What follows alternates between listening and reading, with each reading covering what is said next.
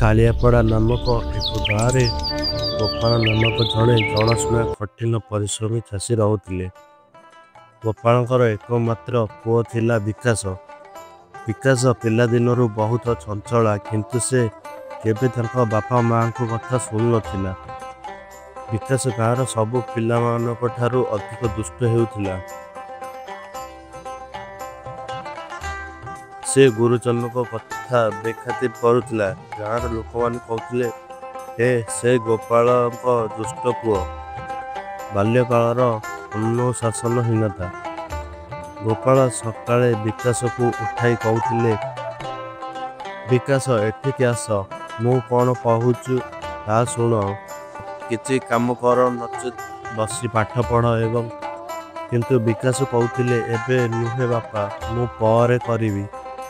ଏହା କହି ଚାଲିଯାଏ।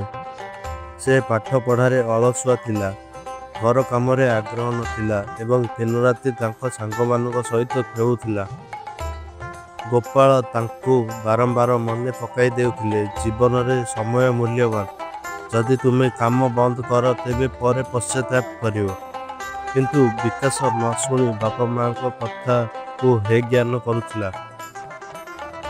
ବିକାଶ ବଡ଼ ହେଲା, କିନ୍ତୁ ତାଙ୍କର ଅଭ୍ୟାସ ବଦଳିଲା ନାହିଁ।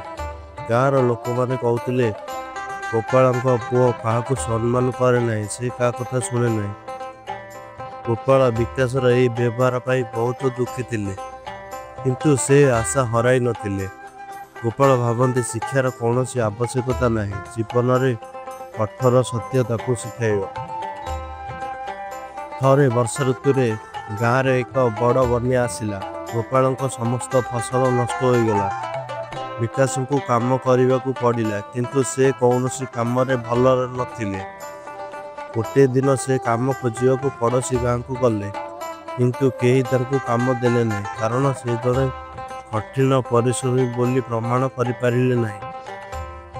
ଘରକୁ ଫେରି ବିକାଶ ପ୍ରଥମ ଥର ପାଇଁ କାନ୍ଦିଲେ। ତାଙ୍କ ବାପାଙ୍କୁ କୁହନ୍ତି, ବାପା, ମୁଁ ତୁମର କଥା ନ ଶୁଣି ଭୁଲ କରିଛି।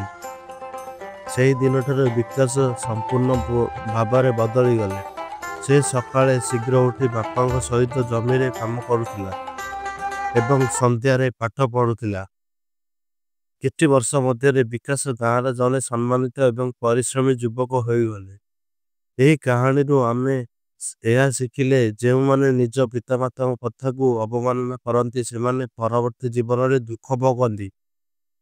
ଯଦି ସେମାନେ ସମୟ ଅନୁସାରେ ଶିଖନ୍ତି, ତେବେ ଜୀବନ ସୁନ୍ଦର ହୋଇଯାଏ। ଯଦି ଭିଡ଼ିଓଟି ଭଲ ଲାଗିଥାଏ, ଭିଡ଼ିଓଟିକୁ ଲାଇକ୍, ସେୟାର ଆଉ ଆମ ଚ୍ୟାନେଲକୁ ସବସ୍କ୍ରାଇବ୍ କରିଦେବେ। ଏହିଭଳି ଏକ କାହାଣୀ ସହିତ କିଛି ନୂଆ କଥା ଶିଖିବା ପାଇଁ। ଥ୍ୟାଙ୍କ୍ସ ଫର ୱାଚିଂ।